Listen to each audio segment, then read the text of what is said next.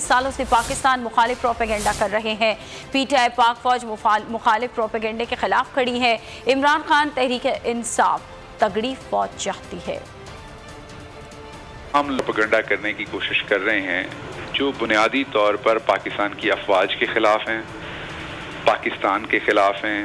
यहाँ पर हिंदुस्तानी और बैरूनी एजेंडा इम्प्लीमेंट करने के लिए पिछले 10-15 साल से वो कोशिशें कर रहे हैं और उनके सामने जो सीसा पिलाई दीवार बनकर पाकिस्तान का नौजवान खड़ा है, जो पाकिस्तान की एक ही वफाकी पार्टी है, जो पूरी वफाक की अलामत है, वो पाकिस्तान तहरीक इंसाफ है। उसके लीडर इमरान खान है जो पूरे पाकिस्तान को जोड़े हुए हैं। मकसद सिर्फ एक है कि फ़ौज के अदारे के अंदर निचले लेवल के ऊपर, सारे के ऊपर और दरमियाने लेवल के ऊपर पीटीआई के खिलाफ एक महाज खड़ा किया जाए। अब ये जो साजिश के आलाकार हैं, इनको ये अचीव करना है कि किसी तरीके से फ़ौज के अंदर डिवाइड खड़ी की जाए और फ़ौज का जो रैंक एंड फाइल है उसके अंदर ये मैसेजिंग की जाए।